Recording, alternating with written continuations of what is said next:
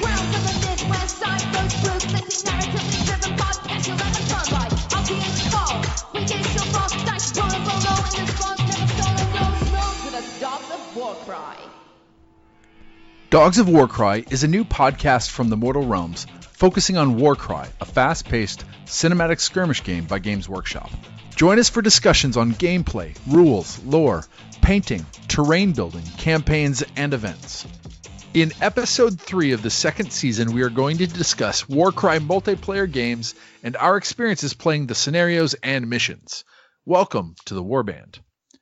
My name is Eric, and answering the call with me this week is Josh and Pavend. How are you gentlemen doing? Doing great, thank you. Very good. We've had a bit of snow over the last few weeks, but this last week has been a little bit warmer. Has the ice come off your driveways, guys? That's the most important thing. Almost. Actually, I'm pretty proud. Me and my buddy, we scraped up a bit during the melt, and so I got a nice, clean driveway for the first time in 2 months.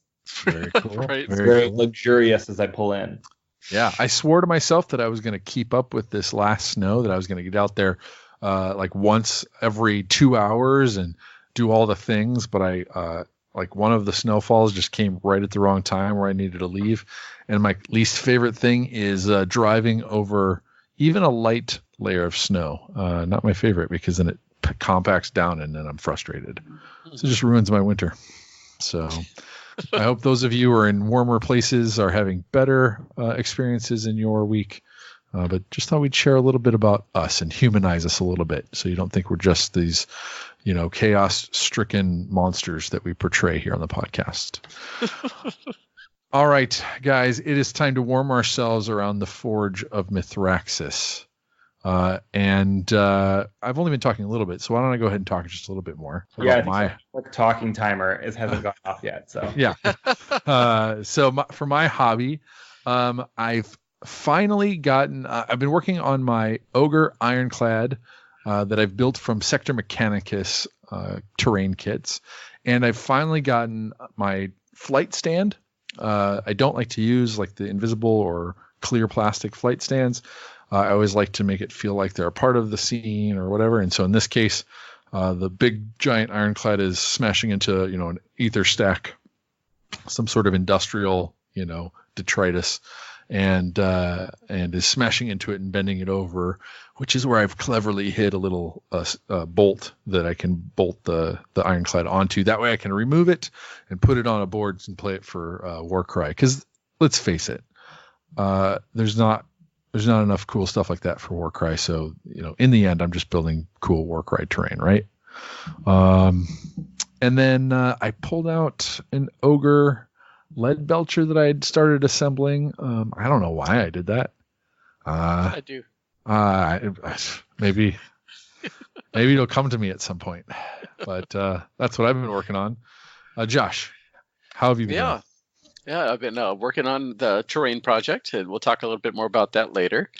But also, last weekend, a bunch of the card packs all came out, so I grabbed a bunch of cards to use for future war bands, Cauldron Overlords, Slaves to Darkness, Beasts of Chaos, and both the Tzeentch war bands.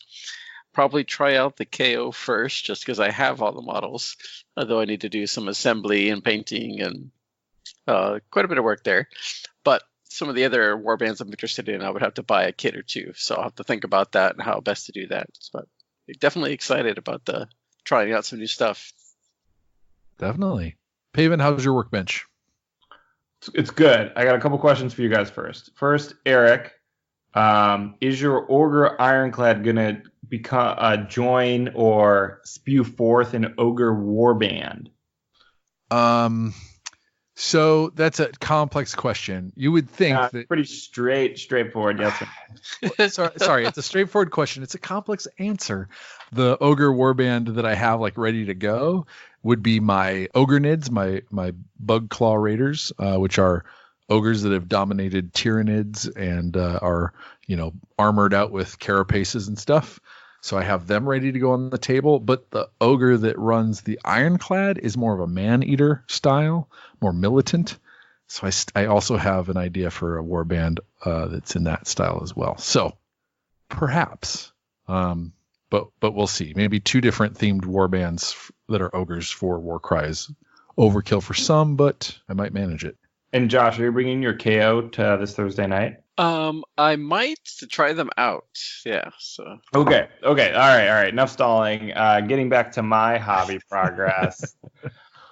So last we checked in, I was working on the Gobapalooza. I am still working on the Gobapalooza, but I've made pretty good progress. I am at the finish line out of 4 out of 5 of those guys. So just really the one left. It's 1.5. I still have a little bit more basing left on the Boggle Eye. I'm kind of painting them one at a time because they feel more of like character models than like a unit, even though they're a unit in Age of Sigmar. Once I got through I'm going to really drag out this segment because I haven't made a lot of progress otherwise. So, so once I got through the figuring out what to paint every potion stress, it's been a real joy to paint these guys. Kind of like what I was hoping. Like they feel they're so characterful, they're so fun. There's a lot of like detail to work on. You get a lot back from putting effort in. I'm so close that I actually have made my subsequent purchase with the next thing I'm going to work on. And I really, I spent a lot of time thinking about this at work last week. A lot of idea boards. I really wanted to make chaos happen as my next warband. Was that going to be a tagline? Make chaos happen? Yeah, make chaos happen 2020. But like, and I don't know how far to get into it, but like I really want to make Slave to Darkness because I really love the new Chaos Warrior models. I just didn't want to buy a whole Start Collecting box. You can't buy them separately yet. And I wanted to find a substitute for the Marauder models because those are just pretty old and I wasn't really that excited about them. And then I went round and round and round. And then I just like scrapped that idea, went into Splintered Fang again, tried to figure out a way to make that work. And in the end, to cut to the chase, I bought a bunch of Ideneth Thiefkin. So that's good. So I bought a pack of eels. I have a whole unit of thralls already painted up. So if I paint up one eel for a leader, I can get above 1,000 points, and so I can start playing with those guys. And that's it's a little bit of a stall tactic because it'll be a one quick unit to paint, and then I haven't committed myself to any larger project. Awesome. So I'm excited about that. I'm excited to try to find a solution that isn't plastic flying sands like Eric suggested. Eric gave me advice like a year ago about like how to make flying on look realistic and trick the eye. I was actually asking him about Eldar Wind Riders, but I'm going to try to use it here. I think to paraphrase, and I hopefully I'm not bastardizing your advice, was like avoid the T pose, like right. Or like a straight up and down support, because your eye immediately goes like, oh, that column A is holding up model B. But if you can break those angles up, you can really trick the eye into think it's flying in the air. And so I'm going to try to do that. I don't know how yet, but that's my hobby progress. Awesome. I'd like to. There's a lot of ups and downs there, Paven, from going ahead and making a purchase without finishing, and trying for chaos and ending up over your head underwater with the Deepkin. I'd like to think that in a narrative sense, the Forge of Mithraxis are where a lot of issues got ironed out, not just weapons. So if you need to talk, this is where to do it. Well done, everybody. Good job. Good job, everybody. I've put them together and I've primed them, and I did a real sloppy Zenithal highlighting with rattle cans. But it's the second group of models I've done that for, and I certainly don't have it down. So now they're just kind of gray, which I know is not what the goal is, but that's as far as I've gotten. It's hard to see color underwater. It's true. Maybe it's just dark out. Why don't we switch gears, focus on our path to glory? Josh, why don't you tell us a little bit about any games you've been playing over the last couple weeks? Definitely. Well, I missed last week because I was out of town. But the week before that, you, Eric, and Ben Ladwig and I had a nice 3-player game. We played on a single board for this particular 3-player game. And our goal, we had 3 different objectives. And the person who controlled the most objectives got the most victory points. And we had a lot of fun, tense moments. And we all attacked each other at different points. And there are some critical roles and maneuvers, and you ended up winning that one. Well done. Thank you. A lot of hard work and pitting you two against each other. Exactly. A little bit of both. And not to spoil anything, but I think Eric has the advantage in multiplayer games because nobody takes him seriously. I Pounced on him. I just didn't roll well enough. Although I did convince Ben to attack you and almost, trying to work towards my hidden agenda. Yep, it almost worked. And then, of course, we had our Circle of Paint game, which we'll cover a little bit further later. Absolutely. All right, Eric, what did I do for games in the last couple of weeks? I'm trying to think of how many. I think I've gotten 3 multiplayer games in, but maybe one of them was before our last recording. I don't remember. A lot of multiplayer games in preparation for this episode. So that was fun. I've had a lot of fun with those. The ongoing saga of Bright Flare. In one of those games, she and her warband found themselves playing against undead, Oryx and Chaos, and barely or nearly uncovered a life stone to heal Railgun's gut wound, but managed something else entirely. That was a case where that was one of our maybe first or second games that we played in multiplayer, and certainly the long range of the Stormcast created some advantages, but I eked that out by 1 victory point. I think you were chasing me there, and Josh. So managed to clear that one and take it. And then Ashudna and the Dogs of Warcry came out for our Circle of Paint game, and they'd heard this rumor that a lone Varangard was spotted near a ruined temple, and they just couldn't help themselves. They had to come out. So, but I'm gonna hand that segue over to Paven to talk about the game he set up for us, which was quite the treat. Yes, I had the pleasure of setting up this 3-player game as the culmination of our last Circle of Paint challenge, where we pitted 3 of our painted Varangard against each other in a popularity contest on the internet and locally. And we wanted there to be some game stakes for this competition, but we didn't know what the game stakes were. But something around like somebody's Varangard smashing everybody else. And I wanted, since I was drafted into like kind of coming up with some sort of scenario, I wanted everybody to have a good time. So that was kind of where it started. And then I wanted it to have like narrative resonance with what we've been doing. So I came up with as follows. I guess I'll start with the kind of the narrative. So like your warband, this is what I sent out to Josh and Eric a few days beforehand. So your warband has heard rumors about this splinter of destiny has become revealed again in the Bloodwind Spoils. And it's close to where you are. Like you have a chance, but you have to act now. Otherwise, other people, other warbands, other warlords are going to fly towards this artifact. You don't know how it works, but you just know it's powerful. And so, bring whoever you want, bring whatever warband you want, and then everybody arrives on the scene, and you're actually at the entrance to a shattered storm vault, and you can see the splinter of destiny is actually exposed. You can just walk up and grab it. Although also there at the same time is a Varangard has already kind of claimed the artifact, and I actually like to think rather than the Varangard being somebody that just got there first, but the Varangard was also chained underneath the ground in the Storm Vault. He was a very evil warlord that Sigmar was able to capture and put in prison. I don't know if the timeline quite works there because the Storm Vaults are Age of Myth. Varangard are kind of Age of Chaos. Does it line up? Sure. I would say it does. It's magic.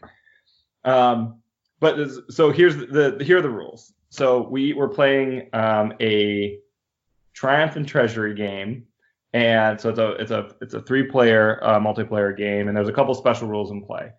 One is regarding the Varangard. The Varangard activates at the beginning of each battle round, at each combat phase, and at the end of each combat phase, and we all throw 2d6, and the winner gets to activate the Varangard. Varangard makes 2 action as normals. You spend your initiative to spend on the abilities the Vanguard has based on the scenario, monsters, and mercenaries. And I get +1 because that's my benefit from winning, because I painted that model. So that's one special rule. That's kind of the twist. The other special rule was the victory condition is you got to pick up the treasure, which is in the middle, which is a splinter of destiny, and take it off a table edge. So just use a movement to get off the edge of the table. And I really didn't want you to be able to, or I to be able to, just like, bounce on there and bounce out, because there's some super high movement characters and they can just like really move across an entire table. Nobody can catch them. And so the rule I came up with me is like the weight of destiny. So as soon as you put this artifact treasure in your possession, a couple of rules start to affect your fighter. One is that their maximum movement goes down to 4 immediately. So if they used 5 inches to pick up the treasure, they're done. That's the end of their action. And furthermore, they can't be moved by any other means. So you can't teleport them. You can't use any kind of hijinks. I was specifically thinking of Josh's ability to just, take fighters into the Shadow Realm and poop them out somewhere else. Because that's another way just to end the game immediately. So those were the rules. And the reason why I wanted to give the Vanguard a lot of activations is because I wanted him to seem deadly. And in my experience, no matter how powerful an individual fighter is, if they're just one, they just get torn down with the number of activations a full warband can bring to bear. This is kind of like, I think the problem monsters often have is that they just like run out of activations and then they're just sitting ducks. So I wanted to make the Vanguard a little bit more deadly. So that's kind of the setting. We all deployed around, like we all had our daggers deployed around the entrance to the Storm Vault, 8 inches away, specifically so the Vanguard can get there in one move first turn. And then the rest of our armies are coming on the board in waves after that. Does somebody else want to kind of go through the battle? Initially, I think when we were kind of just playing with the idea, it was, we'll play a 3-player game, and Paven will get to use his Vanguard, etc. And there's a couple of things that were really cool that I very much appreciated. Is one, that wasn't having full control over your own Vanguard and smashing face and all that kind of stuff wasn't your bailiwick. Like you were like, no, let's do something different. So it was cool that you were kind of elevated it to something we could all play with, and it became kind of the third party NPC. And then the next was, kind of coming up with, the story, having a few extra rules, and the weight of destiny edition where it shrunk your movement to 4 inches. Really, I mean, even at the outset, was an interesting hook for me, because one, you don't want to treasure games can be over quickly when you have a model with high movement, and then two, it's just an interesting space that the an artifact would affect you in certain ways, and so I could see expanding on those kinds of ideas where a certain treasure could cause you to automatically make an attack action as part of your activation, or a bunch of different things that could be very colorful and create some complications for winning the objective. So What were your thoughts, Josh? Yeah, no, I agree. I thought it was an awesome experience that Paven came up with a rule set and a scenario and this unique treasure, so that we had more of a narrative game, and didn't, like you said, decided to make the Vanguard a unique NPC that we could all control at different times, so we'd all still have fun with that. So that, definitely appreciated that. It made for a really interesting game. Although in the end, did you actually get to activate him, Paven? He did once. Yes. Yeah. Okay. Good. Whew. Yeah, we all did once, actually. That was cool. Yes. Yeah. All right. So, to get it started, we had, and we'll talk about this down the road, but we used a 3-way deployment, which is what we use for a lot of our games that have 3 players in it. It's a kind of even deployment. We used the Shattered Storm Vault terrain along with some other Warcry terrain. So it was fully painted and just felt really cool and ready to play on. Any other kind of visual cues stand out as we get started? Yeah. Vanguard sitting there in the middle, Yep. just about to grab it. We all pounce on him. Yeah, you two positioned or deployed kind of on either side. So if the storm vault is long-wise, you were on either side of one end of the shattered vault, and I was towards the end of the long end on another side. So I was kind of Sigmar's statue was facing me, which made me so angry. That's Sigmar. And we got to roll, and Josh, got first initiative, I believe. Josh got to move the Varangard first. That's what I'm thinking of. Yep. Yeah. Yep. So Paven got initiative, but you won the roll off to control the Varangard. Yep. And I pounced on your beast speaker. And you were like, "Oh, I am gonna wreck Eric and his dog's Warcry." And what he didn't know is he was playing right into my strategy. Mm-hmm. You know, Paven told me this really great story, and I really liked it. I always thought that this artifact was really cool, but guess what? Eshidna didn't care. Eshidna just wanted to kill himself a Varangard and show how tough and powerful he is now. And so my initial plan, was to just go after the Varangard and let you two squabble over some pesky artifact. So Eshidna, I just imagine he screamed some guttural nonsense that offended the Varangard so bad that he had to come over and face him in combat. And then what happened? Oh, the Varangard, since you had brought 3 Rock Tusk Prowlers, 2 were on the board, the Varangard decided to knock out that beast speaker, prevent those dogs from running around. In one attack action, the Varangard took out the beast speaker, 15 wounds, tough 4, and then used the next activation to put a lot of wounds on one of my pups. Or did it take out that pup completely? I think it just... Nope. Knocked it down to 5. Yeah. It knocked it down. So that was tough. As expected, though, Eshidna was just excited, like, yes, that's worthy. End of that battle round, Paven was able to take control of the Varangard and took out that one pup that had 5 wounds left, which, is kind of hard. You're like, oh, do I do that or not? And then took a swing at my other pup. So I only had 2 dogs on the Rock Tusk Prowlers on the board at that time. Another one was in my hammer coming on later. And then took that one down to almost nothing. We got to another activation, and I was able to take control of the Varangard and took one action to swing. Now, I had gotten a bunch of attack actions coming in from the dogs, from Eshidna came over. And so in this last kind of activation war, I managed to take over the Varangard. I was like, I could have him run away, but then I'm like, then I'm going to have to chase him down to attack him. So I compromised with myself. I had him do one attack action, killed the other dog, and then he cowered. He just sat there and cowered in front of Eshidna, who was just enraged. And so he used the wait action for his second action. It was unbelievable.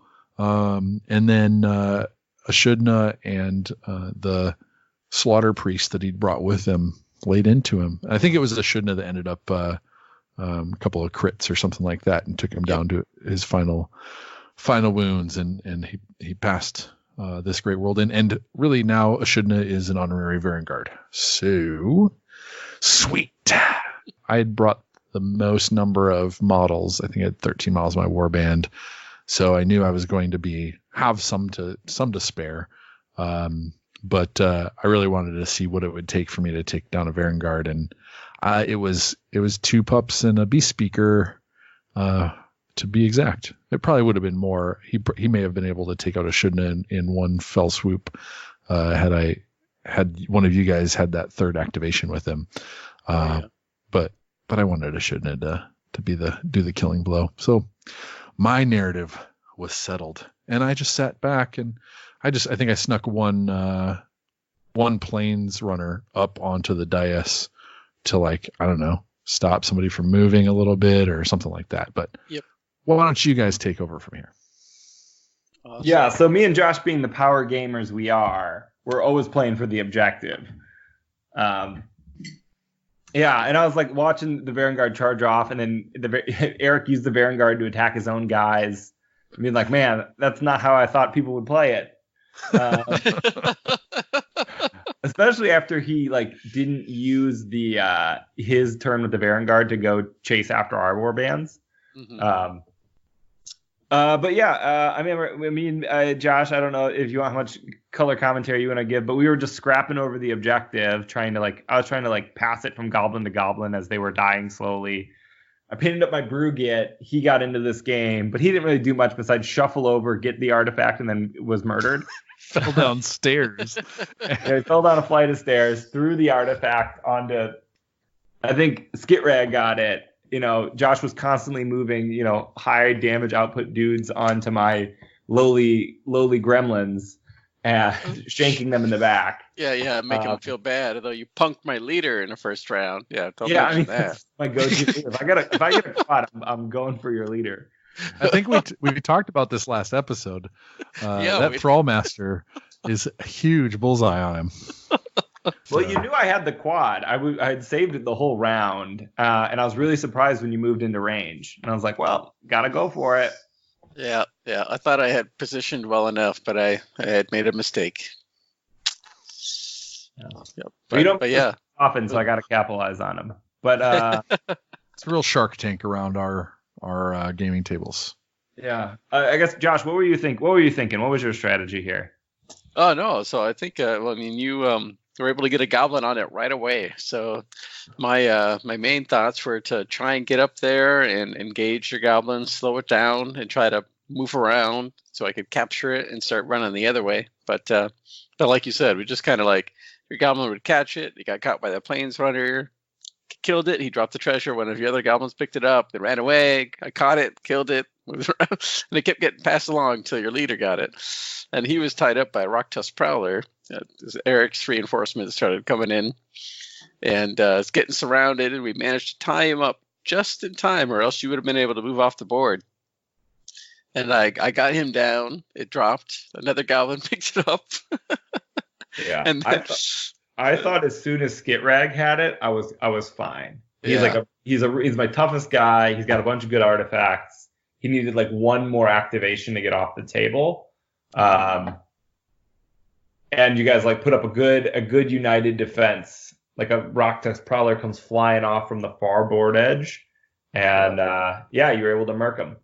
Yeah, definitely. And then ironically enough, Eric's plains runner managed to find some narrow passageway and jumped down there and picked up the treasure. That plains runner was sitting up on the dais, and I was like, what am I going to do with him? Because I thought he was engaged with one of your guys, Josh.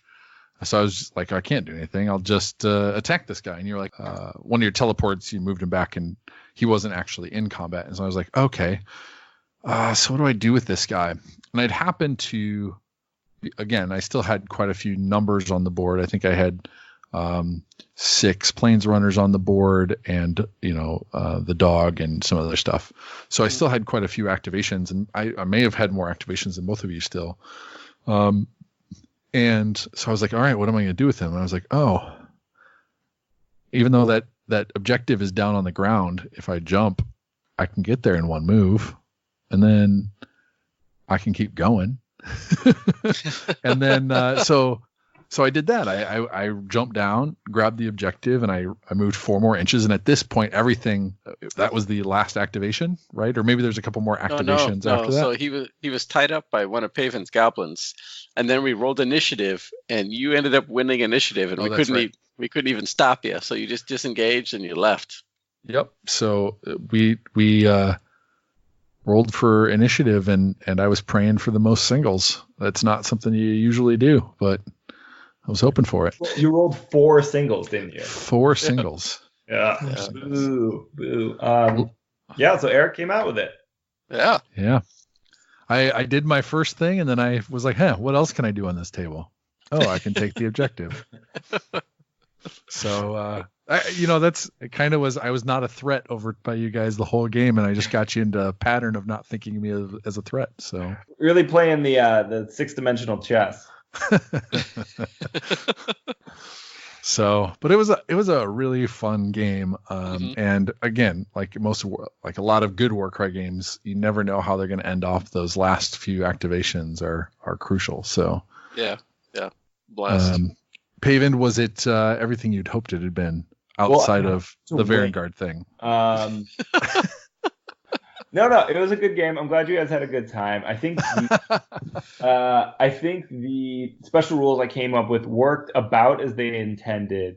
The Vanguard still died faster than I thought. I didn't expect, with the scenario being set up like it was, I didn't expect him to be focused fired because there wasn't necessarily an incentive to do so. That you knew about. Yeah. He's still, like, his kill count was pretty good. So I don't feel like, sometimes, like, for like a monster hunt, the monster just dies immediately. And so I think I avoided that. The rule, I think, was dicing off at the beginning, at the end, was still a little bit clunky. So maybe that, but otherwise, it was a super fun time. It definitely had the Warcry moment of me being in a position where I'm like, well, there's no way I can lose to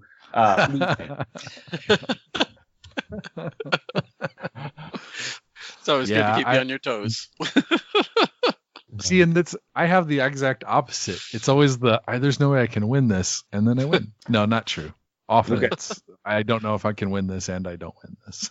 I want to talk a little bit about Eric's rewards for winning. Because there were special scenario rewards, and I think we decided that he could only use them in games he plays with us because these are made up artifacts. Yeah, unlike the real ones that exist in books.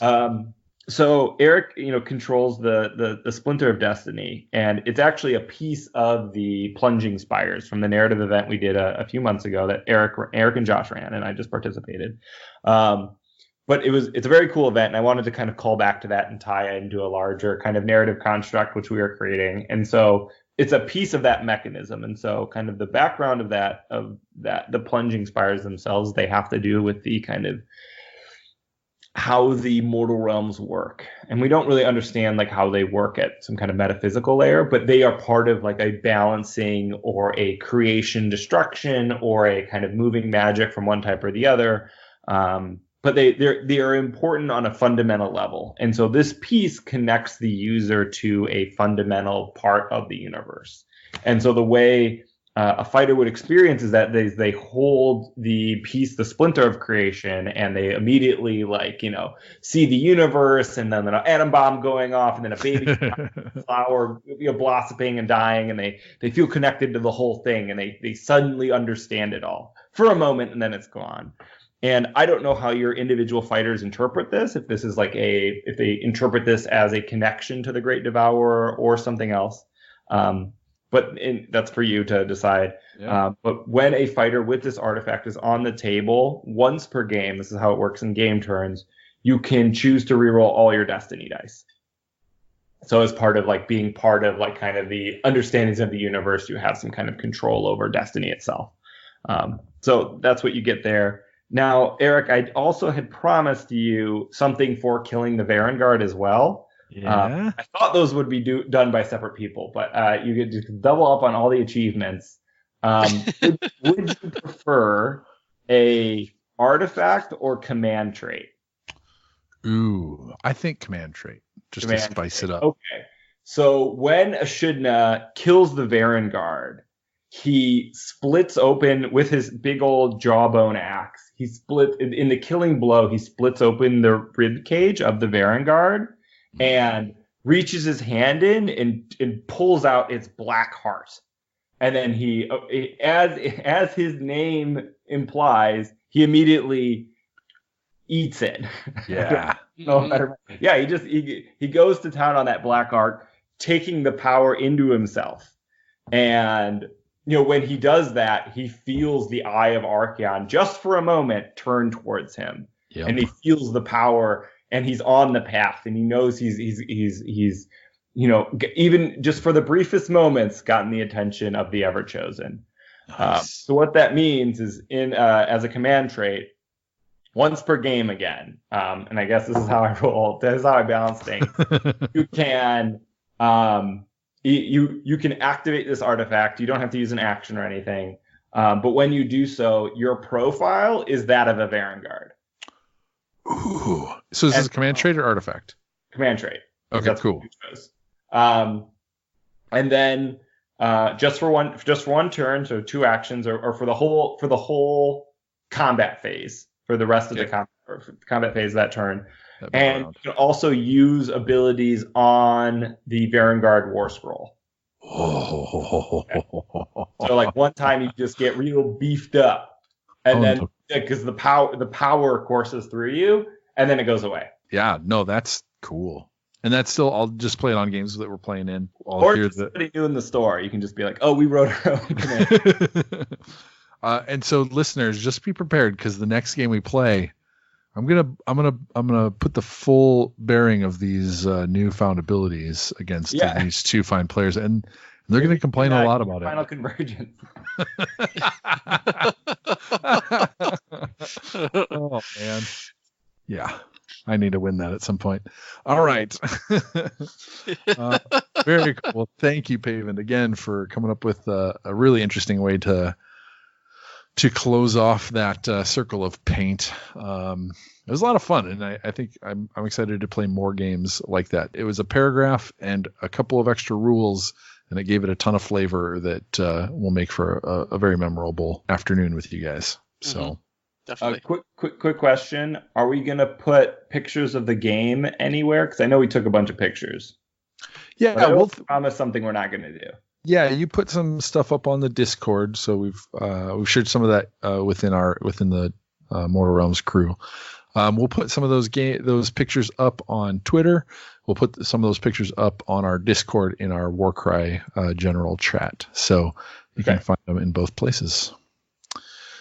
All right, fantastic path to glory. I would say Ashudna's a lot further than he thought he would be.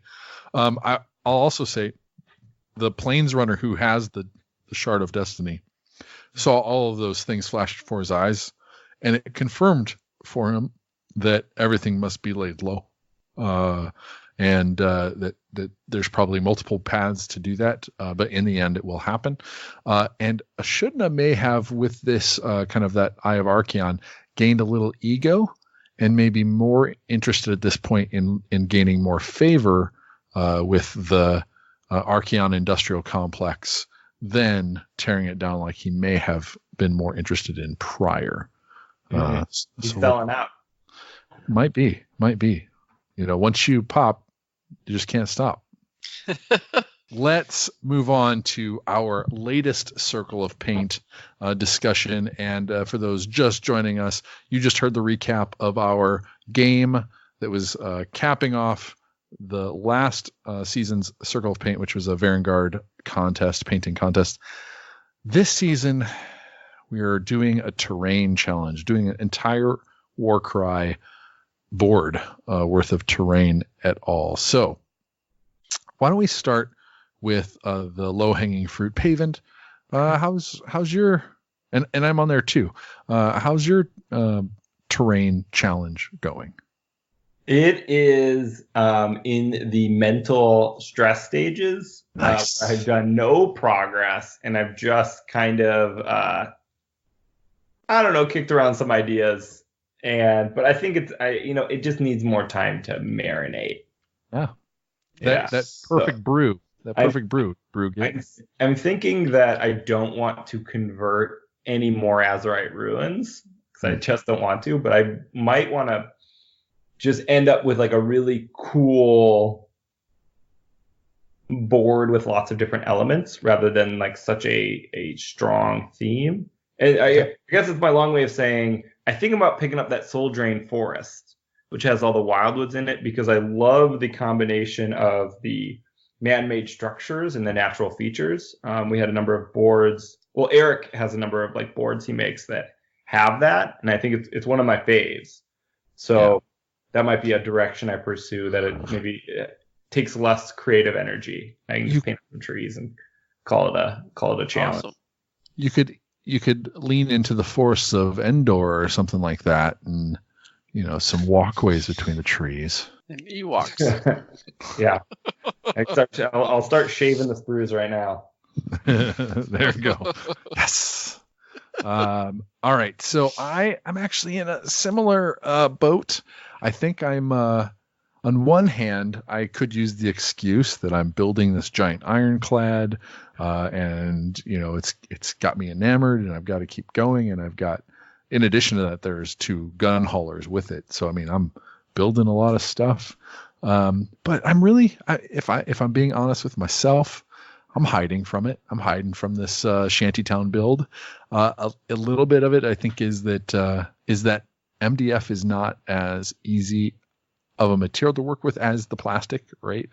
I'm just so used to working with plastic, and it's so forgiving and all that kind of stuff. And the MDF is also easy to work with. It's just like getting out all of the glue. It's the glue. It's the White Helmer's glue.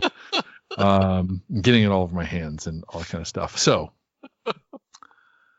I think I'm at a stage with the ironclad where I'm almost ready to kind of like get it ready to be painted. And so I'll stop building on that. And I'll be able to switch over to this, but man, or what do you guys think, listeners? Should I just turn my ironclad into my terrain project? Huh?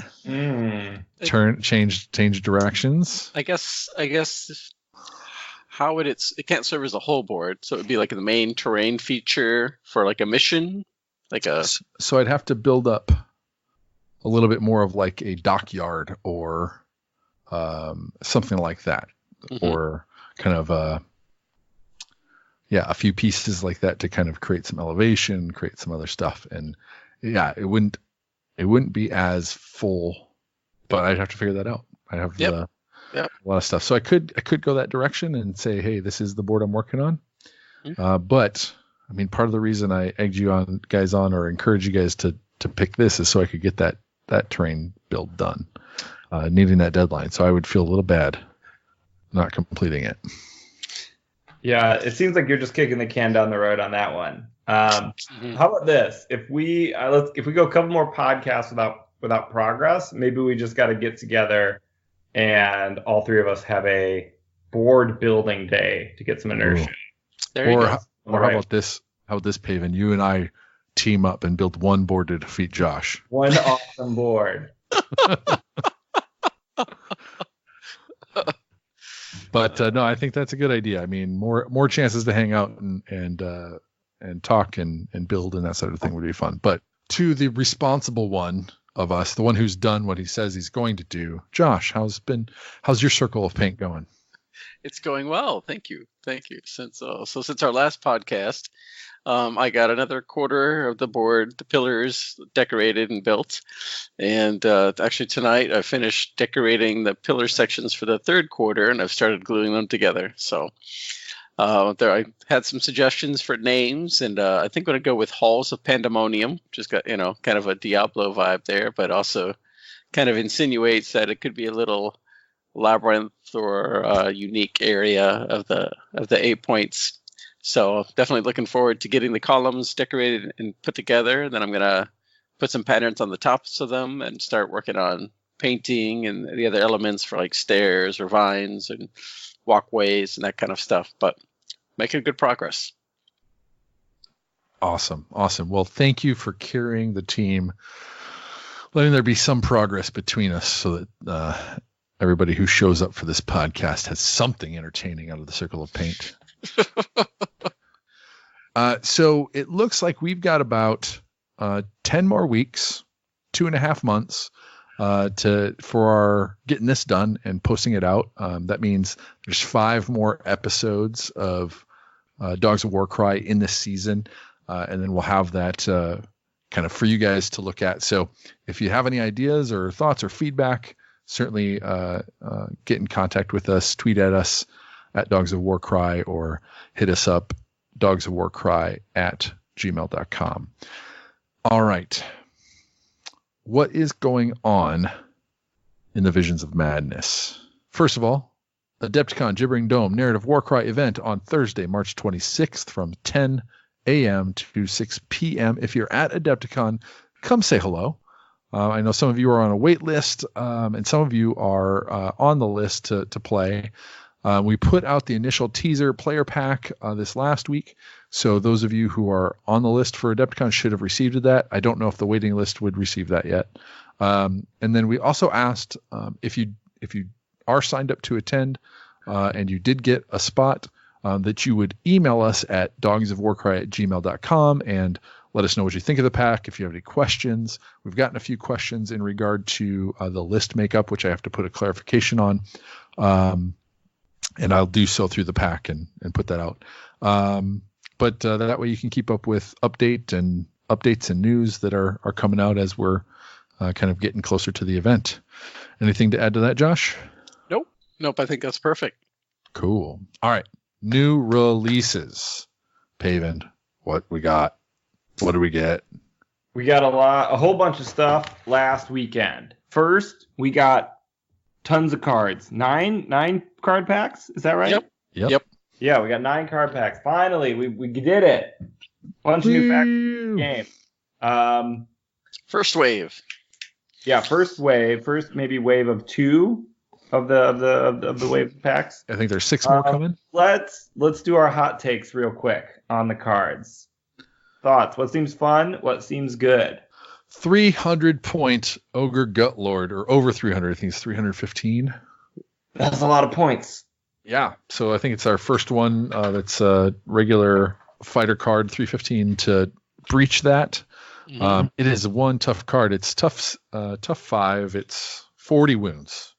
But it has a strength 6 attack, 3 of them that do 5-10 damage. So that's pretty strong. But and he's definitely going in my list, but he may be a little more than you need when it comes to power output. But he's going in my list. I've got him, a lead belcher, a bull with iron fist, and some Noblars waiting to chew up the competition. Excellent. Smorgasbord of Karngrad, right? Nom, nom, nom, nom. But yeah, how about you guys? Anything else? I investigated the Skaven deck a little because I picked up a pack for my friend who I'm slowly dragging, kicking, and streaming into It's finally here. It's finally happening, David. Yeah. We got the Skaven pack, and then we went up to my attic and dug up all of his 8th edition Skaven models. Nice. And he's got one of everything except for I think the new Storm Fiends. So he definitely he got an 1,000-point list. I don't know, reactions to the rules on the cards. They seem very strong, high movement, access to a real cheap body in the Giant Rat. And then as well some like super tough stuff. Like Storm Fiends are also over 300 points. They have some crazy guns. Red Ogres are also very strong, or like very beefy characters. So they have a good combination of cheap bodies to grab objectives and hammers to when you need something to go away. So they look fun. They look cool. He's pretty much able to play with all the toys he's got. So that's great. And if he needs to buy those Storm Fiends, like what a fun kit to. Oh, beautiful sculpts. Yeah. Yeah, definitely. Josh, which one's lighting your fire? There's I think the biggest thing is just there's a sheer number of profiles available for some of the packs. For Skaven, there's like 20 cards for 20 different types of miniatures or weapon profiles, and Cauldron Overlords at 25, 23 or 25. But yeah, it's just amazing. They kind of any weapon option a model may have, they put a card for it. So I think we're going to see a huge range of diversity. And so I struggled for like half an hour trying to put together a KO warband, and I think I have one that'll work. A couple balloon boys, and Thunderer with the cannon, and then a few of the Arcanauts. Get about 7 models, but I was like, oof. So I'll have to try it and see how effective it is. But it's a small number of models, and anything that's on foot is only moving 3 inches. So we'll have to see how that goes. Yeah. But definitely excited. Here's another fun and good thing. I'm hoping this is a doorway for more people to come in and play Warcry. I think we saw that early on that people were able to do that. So I'm hoping to see more people coming out to the store and trying it out and having more options to get into. And I know that one of our locals, Phil, would love Seraphon to be available, and are they available in the next wave? Yep, should be. So and that's his gateway. Like that's the thing he needs for him to get into it. So I think that's going to be the case for our people. So I hope my message out there is, those of you who are playing or running leagues or doing that sort of stuff, use this as a nice new doorway for people to get into the game. So there's into the kind of I'm going to flip this as part of we're going to talk about a few different maybe concerns that we have with the new cards, but I want that to be kind of balanced out with we're going to get new players in. It's going to be a lot of new things to discover. It'll be interesting and fun, etc. So what are some of the concerns? Is anything make you guys nervous? Does anything kind of worry you about them? Nope. Perfect game. Oh, carefree Paven. Well, I have seen some things on the web, and just some people are concerned about the number of cards because they think it may give people too many good choices. That may be more powerful in the long run than the more limited options for some of the warbands out right now. I think I saw one person talking about the number of Skaven you can put out in a 1,000-point list. You can get 13 out there. So that for 1,000 points, that's a lot of models. That's a lot of activations. You're going to be winning those grab the treasures and run sort of scenarios or controlling objectives. And of course, just the sheer number of models that now have ranged attacks or really high movement, high strength, high number of wounds. We have doubled the playing field in terms of factions, and they're all going to be different and changing the dynamic quite a bit. And I think just based on the number of shooting models that are out there now, is we'll have to start looking at maybe some more terrain that has line of sight blocking that doesn't have the grates or other kinds of things to make it a little more balanced sometimes. But we'll have to wait and see. Yeah, I think that there is opportunity for some things to look like they got it all going for them. I had a really good conversation with one of our local players who's played against Stormcast and had some tough matchups against them, and it's sometimes makes him a little nervous playing them, or and we see some of those things where we've got other things with really long range and high damage or that sort of stuff. What I want to cautious in talking about this is that any kind of overt negativity towards these warbands or these particular models that are stronger because they make people feel like they can't pull out these models or they can't play these games. As we get these new models out and people putting these on the table and we see new things happening, and I don't think we've seen anybody with a strong build just run over people consistently. But if we do, or if you do see a particular build or a particular set of things in your group just never losing, on one hand, that could be the player. That could be the person who's playing them. Like Josh is a very good player. I don't know if it matters, which warband he picks up. I think you're going to figure out how to do well with them and be flexible. And by no means are you undefeatable or undefeated. But, if you experience somebody who's always winning or winning, more than they're losing, it can feel like it might be the warband, but don't take the credit away from the player for doing good with the warband either. So I think it's gonna be hard to tell where this all lands, and certainly there's some builds or some models that are gonna feel like they're not as worth it. But I mean, again, my plains runners are often my my MVPs because they're left alone and unexpected. You don't think much about them. So there's always room to be surprised by what ends up winning you games in Warcry. The scenarios are always going to change it up too. So yep. Yeah. I got a couple hot takes for you guys. Yeah. First is that I think the game could always be min-maxed in a way that could take it away from a fun range if that's not what the game you want. Mm-hmm. So I don't think that has changed at all. Like there's always going to be an opportunity to kind of squeeze as much efficiency out of fighters as you can. And it would be cool to do a super competitive tournament once here and just see what that's like. Sure. Because that's not really how we play locally. But I would be interesting to see that facet of the game, and then immediately back out the door. Well, I often have a philosophy that I do think that competitive play is healthy and fine for people to want to do, and I wonder sometimes if having a healthy competitive kind of outlet, it could act like a release valve for an otherwise, narrative space to better kind of delineate where you play which type of game, if that makes sense. Mm-hmm. Right? If you only have one kind of space to play in, or one kind of meta to play in, and you're lean competitive, then that's where you're going to, pull out, you're going to scratch that itch there, right? Regardless of what it is. But if you have something that says, okay, now this is where we're going to put our, the nails out, hit our hardest lists or min max or whatever. We're going to test our best skills, do it there. And then when we come back to league play or, whatever, we're chilling out, we're being a little more relaxed. The other thing too is how many of us are playing the games just so we can roll some more on the Trial of Champions injury tables and the aftermath. Yeah. I mean, I'm so looking forward to trying that out. Yeah. So, give me that imbalance so we can get this over in 2 rounds so I can roll on my tables again. All right. I kid. All right.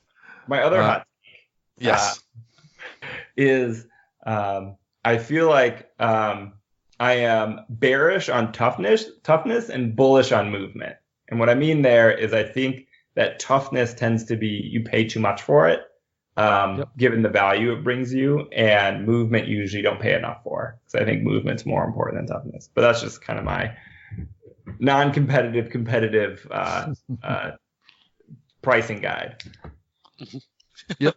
I think I'm on board with that. I like movement play a whole lot more. I think the things that stick out in my mind in terms of like losing a game is over. I can't get there fast enough. Yep. Also in the stores last weekend when you're listening to this, Spire Tyrants are 7th Chaos Warband novel to the Mortal Realms and to the 8 points came out. They got a great old school aesthetic, a lot of some fur, but a lot of armor and leather and quads. So a very cool warband there. The Orgroid Myrmidon, who is the sibling fighter to the Orgroid Thaumaturge, but more punchy and less magic-y. That's also a very cool model that is out. And the Stole Drain Forest box set. So this is a new Ravaged Land set, comes with cards, comes with tokens, comes with 6 trees, so 2 sets of the new Awakened Wildwoods, plus a couple sprues of Scatter Terrain from the Time Worn Ruins. Really good for if you want a more natural feel to your battlefield. What are your thoughts on those other releases? Well, I didn't pick up the Spire Tyrants. I do think that they have a diverse range of races. So there's another Chaos Dwarf and there's a Beastman that's in there as well. So it looks really interesting, and it looks like they have some unique abilities and mixes based on what I've heard about. So definitely looking forward to seeing those on the table. And the Orgroid Myrmidon is just an awesome model. Yeah, I think I'm going to get him as an ally here pretty soon. Yeah, you're already seeing that model make the Twitter rounds. Yeah. So what do we expect to come next? Is this probably not this next week, as going to want to give us some breath with this. We thinking some more stuff in February? Yeah, I think originally we were thinking we'd get the Mindstealer Spheranx and the Fomoroid Crusher. They said soon. So, I was thinking end of January, but we don't have them yet. So I'm guessing they should come sometime in February. But we are getting Wrath of the Everchosen campaign book for AOS this next weekend, which should have some interesting information about the 8 points in general. But perhaps these models will be coming out around a similar time frame. Do you think they'll discover a 9th point? Probably not. Unless it's you. It's the power inside. It's the friends you made along the way. All right. Also, MIA, we got another 6 card packs coming out. People are awaiting those. Kind of if your faction is in that next 6, boy, you can't wait. And the Signs of the Flame, where are they? Yeah, maybe they're looking for their flame, or they're bringing burning. the flame. I don't have a good line or joke here. I'm actually, if we're gonna speculate wildly, pretty excited that we haven't seen models for them yet, because I think they will get some sort of big release packaged with something else. So either against another warband, or I don't know, with terrain, or something bigger than just a warband release. And that's why they're being kind of held. But yeah, I wondered if I'd wondered if Spire Tyrants and Scions were going to be like a second starter box once this one kind of ran out. I know that the current starter box is still on the GW site for the US, and I still see it in stores, so it hasn't sold out all the way yet. Maybe it'll be this summer. Who knows? It's possible. The 1-year anniversary sort of thing. Yeah. I guess, but it's a long way to wait, because I'm going to imagine they're going to want to put on another 6 Chaos Warbands after that, right? Forever. That'd be dope. Or another thing they could do, and they don't necessarily follow any patterns, or they like to break their patterns, is one thing they started to do for Necromunda, is do enhancements to existing gangs. Mm-hmm. So that could be something they explore, or not. True, and theoretically we'll have, they still don't have any cards predicted for Cities of Sigmar, all those different factions, and of course with the Light Elves coming out this year, and there could be more cards coming for those models as well. Yep. They haven't done this yet, but it would, for me personally, in my own hobby, I would love to see a major release of Age of Sigmar coincide with a release of their Warcry rules, because I find building a Warcry warband like the first step I want to take with building an Age of Sigmar army, because I can lock in like a completed project I can play with so much sooner in Warcry than I can with Age of Sigmar. Yeah, good point. They're not just making the game just for me. Although it feels that way sometimes. For me too, Raven. Me too. All right. That's been a fantastic stroll down memory lane and hopes for the future. Let's take a break, and when we come back, we will, all 3 of us, focus on the primary victory condition objective, playing multiplayer games in Warcry. We'll be right back. Season 2 is here as promised, and we're excited to bring you more Dogs of Warcry. We have new monsters and warbands out in the next few weeks. We're going to be experimenting with a few warband deep dives. We'll be revealing more of our plans leading up to Adepticon, and of course our progress running our local league. We're thankful for all the encouragement and feedback, so keep it coming. Welcome back. Our victory condition this episode is discuss the variety of multiplayer options from the Warcry book, our experiences playing the various missions and victory conditions, and share some ideas we have to enhance this experience. While the first question I have for you guys is, why would we want to play multiplayer games? Pavind, what are your thoughts? It's a great way of getting a lot of people around the table and have, interact with all your friends all at once. Like, that's always been my favorite way of playing video games, like the multiplayer or collaborative games. Yeah. Yep. I remember playing Halo, in LAN style, where you've got a bunch of people hooked up and playing games. Like, I always felt like those were the best ways to approach games. And I think board games generally are more than 2 players. So it really brings that kind of party game feel to it. Eric, I completely disagree. The only way to play video games is 1v1, Final Destination, no items, everybody's fox. All right, what are we talking about? I think another reason is that it breaks up kind of the space if we're playing a lot of 1v1 Warcry to pull out a multiplayer game to either mid campaign or the end of a campaign, kind of culminate something, or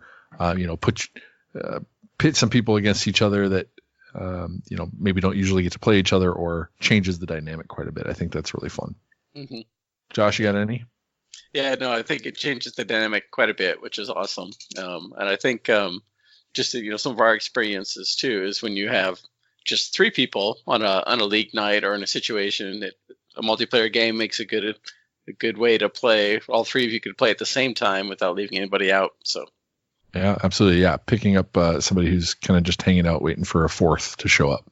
Mm-hmm. I particularly, I'm always captivated by things that we see in pop culture, where you get multiple groups fighting amongst each other in kind of skirmish style, whether that be, for you Naruto fans out there, or your My Hero Academia, or go old school Hobbit, War of 5 Armies, mid school Gangs of New York, and back to new school. Some of the games that we played were monster focused games, and you get your good old Pacific Rim kaiju battle kind of kicks and giggles in. So I think being able to emulate, we see a lot of this kind of 3 or 4 different warbands face off in a lot of pop culture. So it's kind of fun bringing that to the table. Definitely. And I think, we talked a little bit last season about events, and, and I think multiplayer games have another good way to play an event where you have groups of people on the table, or perhaps different events going on at the same time and conclude into something else. And for this particular league, starting up on Thursday, we're gonna try a multiplayer event, kick that off. It's gonna be called A Dream of Pestilence. And we'll see how it all works out and make some tweaks, but then we'll make sure we share it with the greater community, see what they think. Yeah, I'm excited for that, and it's also a kind of a place to maybe experiment with new ideas and rules and stuff, because out of 4 people, there's 3 people aren't going to win. So let's just experiment. Let's have fun. So, all right. So what are some ways that the multiplayer games differ from our regular 1v1 games of Warcry? Josh? Yeah, well, in most cases, they're larger and longer. They recommend playing with 2 boards side by side. And typically, the games in the book recommend 4 players, but there's the 3-player deployment maps that we have. And so they usually take a little longer, and there's also different rules and tweaks to the rules, which we'll kind of cover as we talk about the different game modes. But they always have some interesting victory conditions to think about. Another way they differ is that you don't know who your enemy is right away. It can be easy for 2 people to kind of get caught up, and the third person, picks up the scraps, or that third person might get pinched in the middle of 2 people ganging up on them. So there's I think there's some different dynamics that come out of that kind of game, as opposed to a 1v1 where you know who your enemy is. Yep. Now let's talk about these different game modes. And there's 3 primary multiplayer game rules. There are 3 primary multiplayer game modes that are in the core rule book and then in Tome of Champions. We've got Coalition of Death and Triumphant Treachery in the core rule book, and then we've got Monster Mash from the Tome of Champions. We have to be kind of upfront here. Coalition of Death is not a game mode that we played very much, or at all. Which, as we were recording this, we're like, did any of us get one of these in? And some of it, I guess, let's talk about what the Coalition of Death is, and maybe discuss why we overlooked it, or just maybe it just didn't fit what we were doing at the time. Josh, why don't you take us through the rules for Coalition of Death? Definitely. So the main difference is Coalition of Death is a team game. So you can have 2 teams, and on each team, they recommend at least 2 players. Although it does have a provision for if one team has more than the other team, the team that has less people automatically gets priority. But it's really interesting because you have a team, and the team itself, the group decides is okay. Each warband is going to have 1,000 points, but then the team can decide how they want to split that 1,000 points up for each of their warbands. So technically, you would have 2,000 points per team, but one of the warbands could have maybe 1,200 points, and the other might have 800. So you can kind of change your dynamic and work with your tactics and your strategy together. But each person still plays their own warband. They still divide it into the 3 different battle groups. You still get all your initiative dice, and you just kind of add them together, or the lowest number gets the initiative, and you each get a wild die. So in that sense, it still plays like your normal Warcry game. The other really interesting thing about this gameplay is that there are 2 different tables that you roll on for the victory conditions, and it's in effect for that round only. And then the next round, you roll again on the tables, and the victory conditions change. And you do that for 3 rounds until the game is done.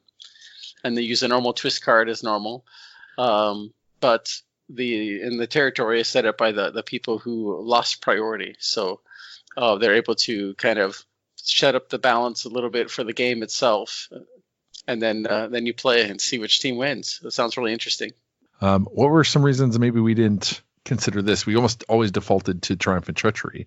I think we initially thought of Triumph and Treachery just because it fits better with a 3-player deployment, because it's not really a team game. And then when we were trying out multiplayer with 4 players, I think we just maybe forgot that there was a team setup and just didn't have the opportunity to try it yet. If I was going to be completely transparent, I would say these were the first time I've read the Coalition of Death rules, was before this podcast. And first I want to say they sound super fun. So I am like, oh man, I really should have gotten one of those games in. It sounds great, and I do want to some other time. Yep. One of the reasons I think, if we're going to speculate on why we haven't gotten around to this one yet, is the narrative construct of the Bloodwind Spoils does not lend itself to friendship. Right. So I'm not certainly Chaos, which is the most common type of warband, isn't like out there making friends with other Chaos warbands. We have they have different goals and completely opposing religious viewpoints. And so it just doesn't naturally feel like, let's buddy up and fight these other guys. Also, another thing is I think a lot of times when you see team games in Age of Sigmar, for example, it's because there's already a space constraint in the store, and with Warcry we can cram so many people, so many games into a small space. It just feels natural to do that. Mm-hmm. Yeah, I think what's interesting is that in Age of Sigmar, I love playing team games. Team games take a lot of pressure off of one person, feeling like they've got to perform. You've always got somebody who has your back, and you get to kind of riff off them, and you share the highs, you share the lows. So I think that there's definitely some reward to playing teams, but I feel the same way that my initial thinking with my warband isn't, hey, let me team up with somebody to defeat these others. But the other thing I'll say is that I whenever I've played as the single person versus 2 other people, like me versus 2, I feel like I've always had the advantage because I have one mind trying to run 2,000 points or whatever the points level was, whereas they have the difficulty of trying to communicate with each other what they're trying to do and how they're going to work together. And so it poses an interesting challenge, but I always feel like too in Triumph and Treachery, I can just find somebody to gang up with somebody on somebody else anyway. So yeah. I think narratively the Coalition of Death might really shine if you have teams from the same factions, in the Grand Alliances. So Chaos versus Order or Destruction versus Death. That might be a good way to do it. It'd be a lot of fun. Sure. Yeah, that definitely feels better. So we don't have a ton of experience in this one to share. I think the things that we're pulling from that kind of we came away from this time will apply to this.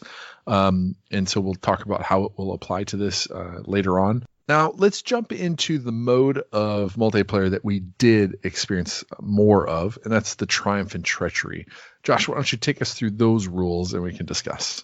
Definitely. So Triumph and Treachery is all about the A points, everybody for themselves. So it's always the easiest to do in a multiplayer setting because you're only worrying about your warband and achieving your victory conditions.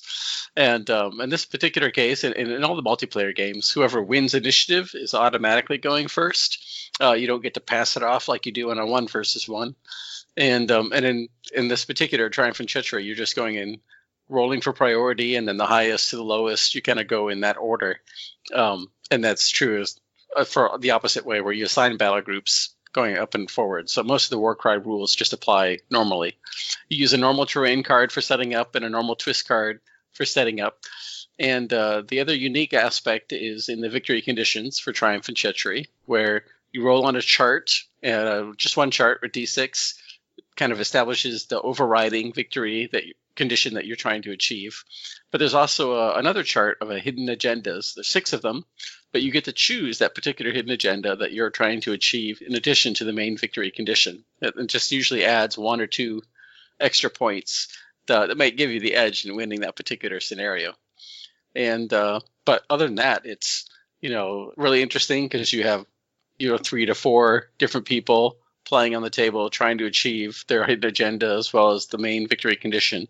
And the game is always changing because something will happen to one group and you either pounce on them or you mitigate that and don't have to worry about them and go after someone else. So it's been a lot of fun. Yeah. And I think the converse of what Paven was talking about, this one feels like, 3 warbands converge on an artifact or a place of power, and they have to figure out how to succeed versus 2 other warbands, or 3 other warbands. And to the point is, I think that odd man scenario or odd person scenario player coming to the store, rolling up for League, and you're like, can we fit somebody else in so they can get a game? Feels like one of the more important, like meta or social things to consider, and this plays to that strength. So that aspect I like a lot. Mm-hmm. For me too, Triumph and Treachery, the name Triumph and Treachery, and I'll talk about this a little bit later, was the name of an 8th edition Age of Sigmar game that lets you put, I think it was up to like 7 players on a table, and playing a big, you'd bring 1,000 points or 500 points of something, and it was a lot of fun.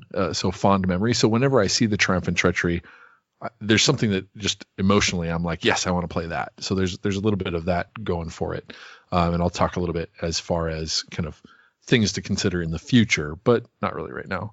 Josh, what are some of the things that stand out for you that make it kind of one of your favorite ways to play? I think one of my favorite aspects of this Triumph and Treachery multiplayer game is the hidden agendas.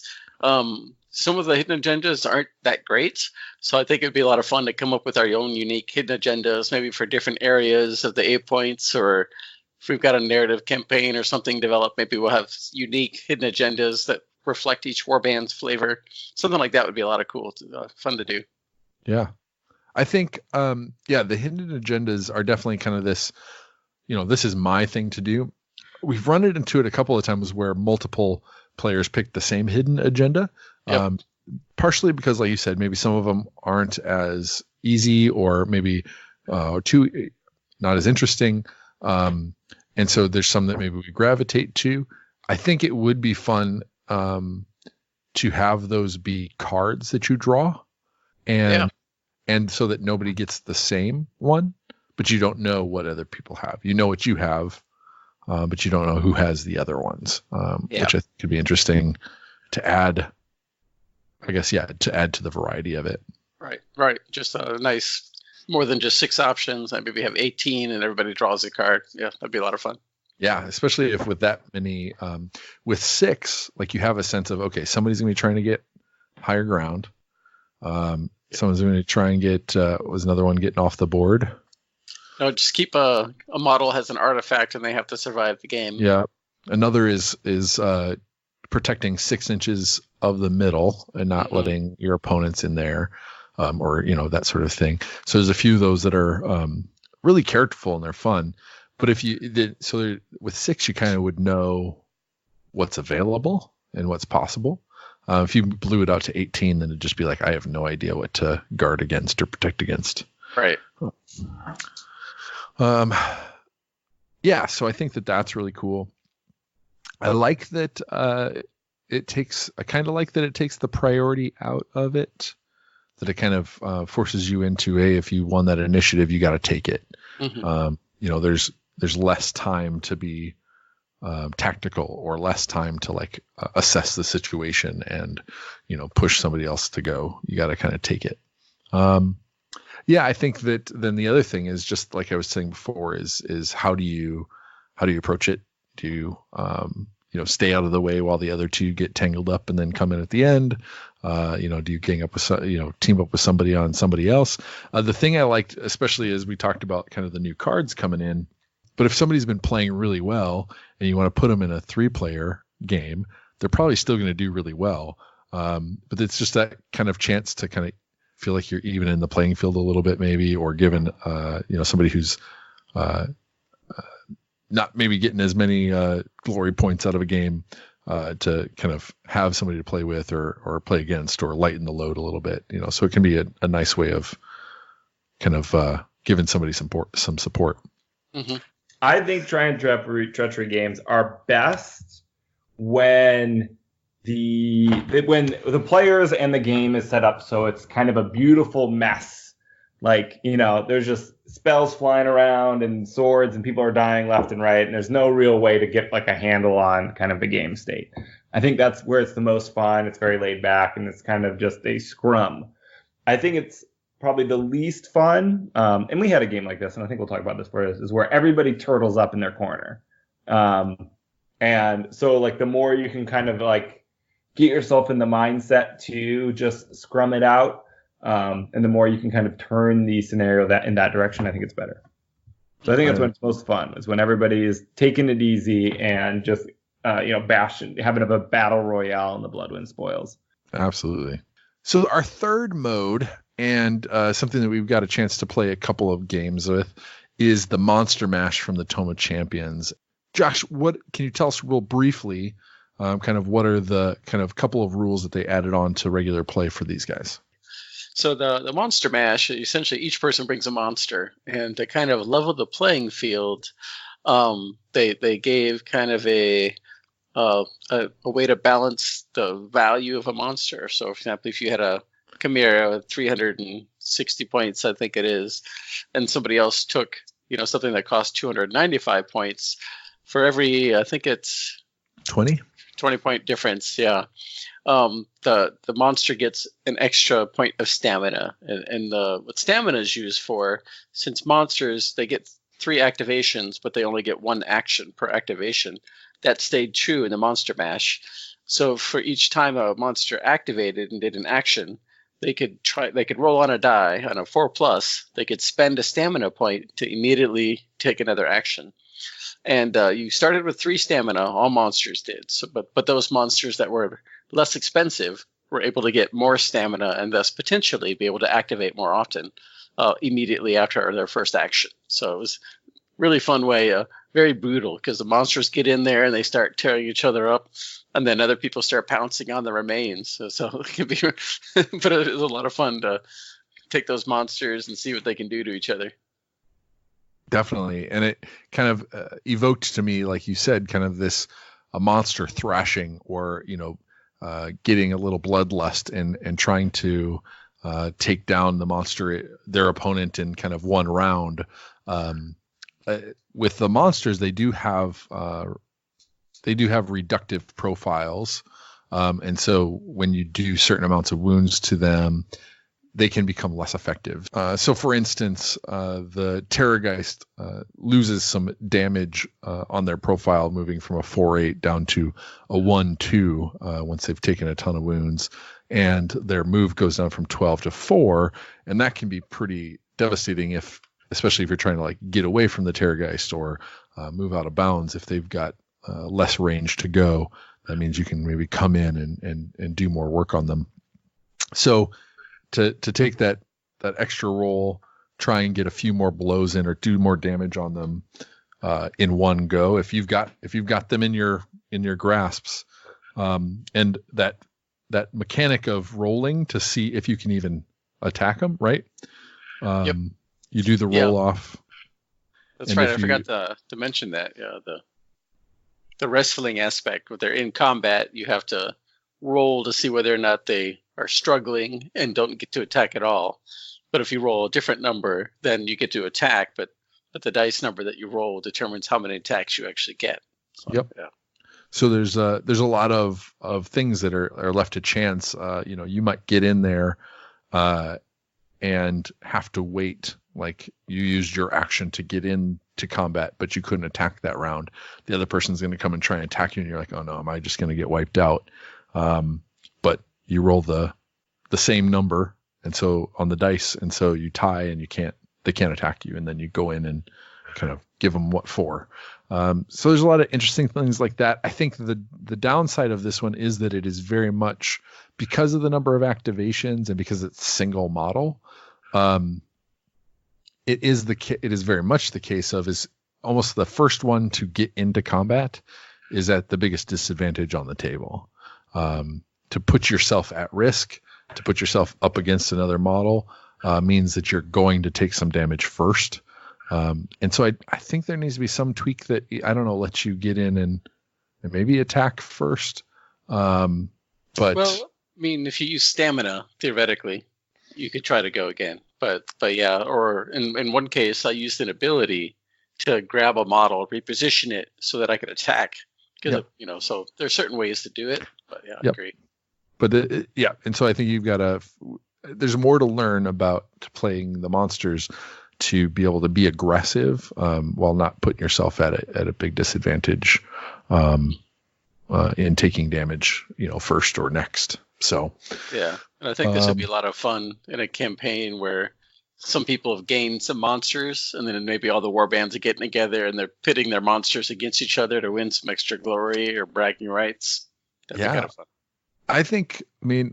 I would love to have a campaign that's just monsters, where you maybe do some one-on-one battles, and you're almost like it could be out in the wild and you're trying to dominate for territory, or it could be in the fighting pits of the Varenspire where they're pitting monsters against each other. But then they get new skills or new abilities, or like there's an ability table that you can roll on and gain new abilities rather than artifacts. Mm-hmm. Or something like that, or things like that I think could be really cool. Just because that they kind of put it in a position where monsters could become named and become legendary, and then Josh, your warband can try and take down my monster or something like that as a challenge. Mm-hmm. So, I think it's a fun, it's a needed addition. Like Warcry promises that ability to take small model count or single models and play some games. I think this one needs a little bit more tweaks or evolution to kind of bring it to life, or it just needs more playing for us to figure it out and figure out how to play it well. So, all right. With that, then, let's talk about kind of our experience, maybe our overarching kind of thoughts and feedback about playing the multiplayer games we played, and some changes we made along the way to alter the experience or alter kind of what it was for us. So first of all, Paven, Josh, you guys played one of the first multiplayer games. If I think that's correct. Paven, what was one of the first things that was the first experiences out of the gate for you? So we've talked about this game a couple of times, but it was four of us on a large table, and everybody was allowed to place one objective, and whoever held the most objectives got the most victory points. And if everybody held the same, everybody got one. And kind of the way the deployment played out and the objective placement played out is that everybody was able to turtle in their corner pretty effectively. Everybody scored every round. We all took the same hidden agenda, which we scored. Still some fun moments where we kind of went after each other, but like it really the all of the forces of the scenario pushed us apart. So there was room for improvement, I think, on that game. Mm-hmm. So the idea there then is that, and I think, Paven, you went back and spent some time with the different scenarios and deployments. Mm-hmm.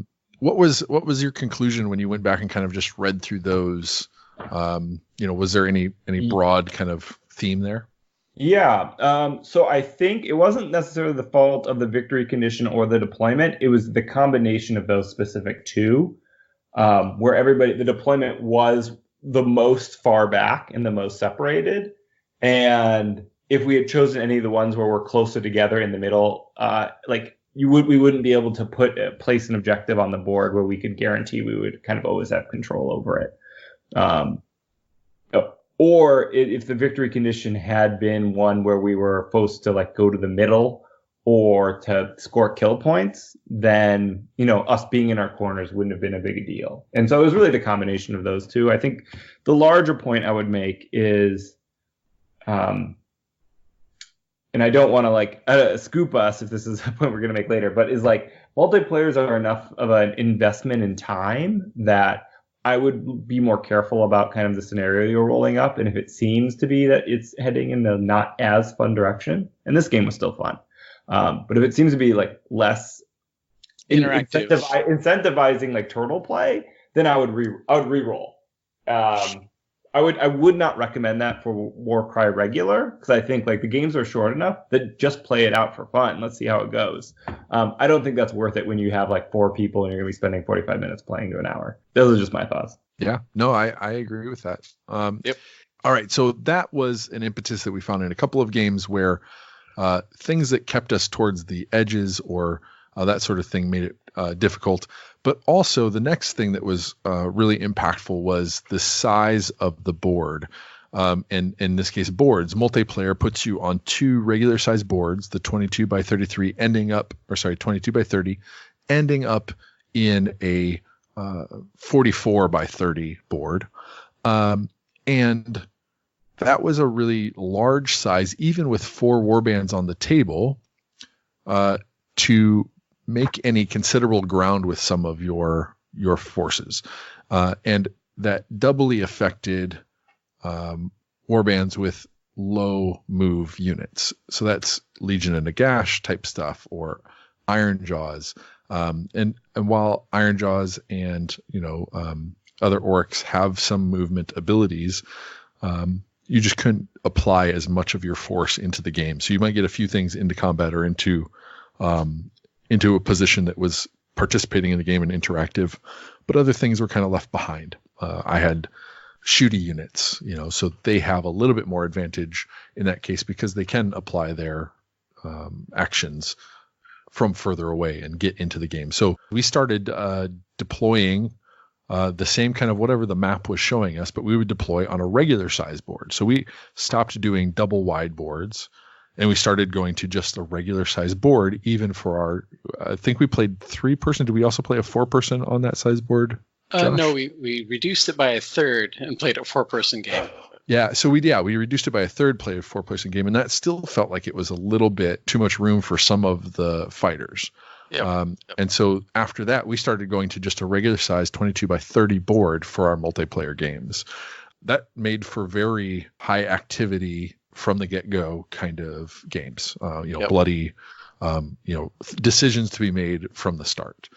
And just to interject, I think that one thing we didn't mention is for these multiplayer deployments, you only have one battle group each turn. So you get one on turn 1, you get one on turn 2, and you get the last on turn 3, and then the game is done.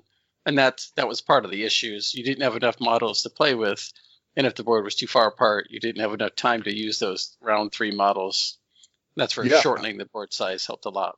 Yeah, I think that's exacerbated that even further. So if you didn't have a scenario that pushed you towards the middle, and you had the double board size, which made it difficult even to first turn have an effect on the game condition, and then third, you would have a third turn reinforcements come in, and either they didn't have enough time to get into any kind of position to be effective, or they just might, in some cases didn't make any difference in the game, and you didn't get to use them or play with them. And so I think, one of the things we talked about in addition was going to 4 rounds, so you have more time for that stuff to come on the board, and be effective. So we, and then, even doing away with turn 3 deployment. Maybe you bring everything that's not on turn 1, you bring it all on turn 2, and because the point of it is to get those models on the board and play with them and have fun with them. And since it is a lighter mood kind of thing, getting them on faster and having them be effective is important. Any other thoughts on kind of the board size or ways of keeping things in the game with the size of the board or the arrangement of the board?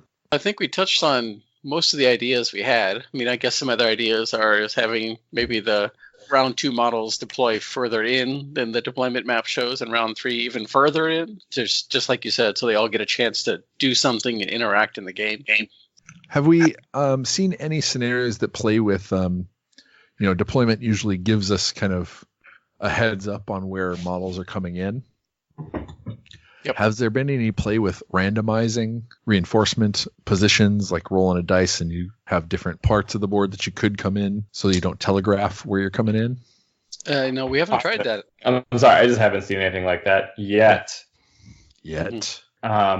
I think something else you can do is don't let a 4-way game end in a 4-way tie.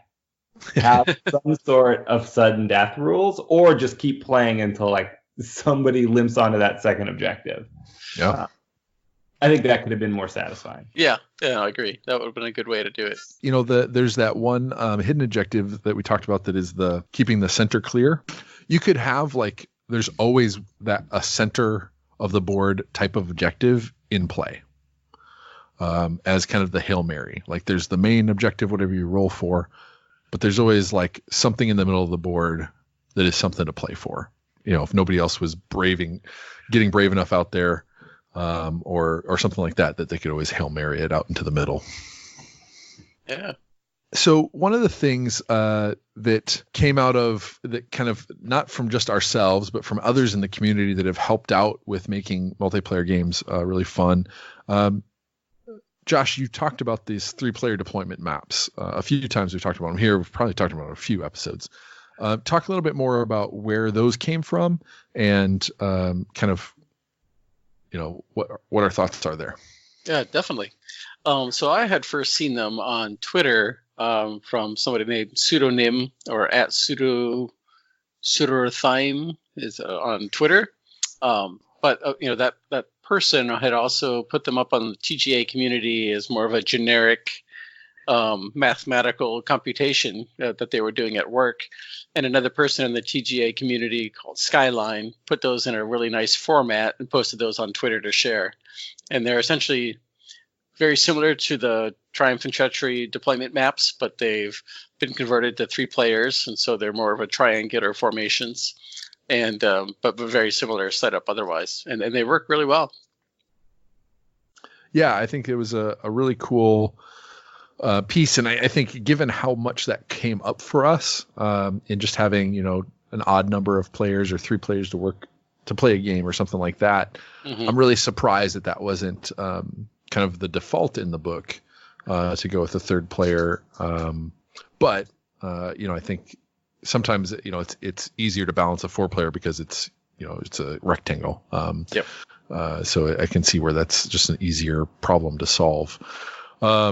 So yeah, I think that if that would be a big suggestion to share out to the community, we'll do our best to share those or to promote. I think it's Pseudorhythm, but maybe Rhythmy. Yeah, I don't know. Yeah. Yeah. But we'll promote those and push those out through the Dogs of Warcry Twitter, and we'll post them on the Warcry General in our Discord. Now, I had mentioned a little bit that there was a previous game called Triumph and Treachery back in 8th edition, and the way it played was that you would, one of the things that was really cool about it is you'd get these cards. So each round you'd roll a dice, and if you got a 6, then you'd get a card. And the card lets you do certain things that would interrupt the course of play. And so it was really cool in a game of multiplayer wargaming to be able to stop somebody's action or tactic and say, nope, you've got to focus your attention on somebody else. Maybe you were going to attack me, but now you have to attack somebody else, and that sort of thing. And so you could negotiate, you could use those on behalf of the other people. They were kind of play anytime sort of things. Some of them were like hidden agendas, where if, a player in the warband to your left took a fighter out, then you would gain some, coins or something like that, victory points. And so it was a really fun game to play because there was a lot of just random playing of cards and backstabbing and negotiation and that sort of stuff. Well, a few years ago, there was a player in the community, Jeff Egan, on Twitter, who had taken those cards from the old Triumph and Treachery and brought them into Age of Sigmar, and so just tweaked them to work with the type of rules and that sort of stuff that are played in this game. I worked with them to just format them and make them look cool, or just make them look legible, etc., proofread, etc., and we put that into a document. That was so long ago that I barely remembered that it existed. One of our Neos on Twitter, at WH_narratives, also known as Nuno, who is also, I believe, running the Nova narrative event. So he took those cards and made them, adapted them for Warcry.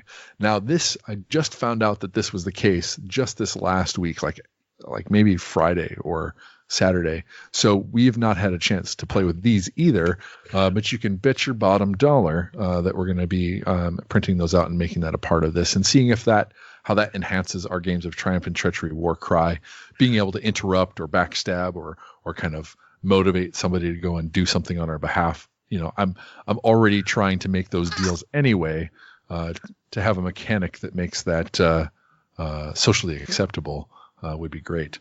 We'll find those cards. I'll share those cards out on Twitter, and then we'll use them and report back. But until the next time, have great games on the table, and we will be back here soon.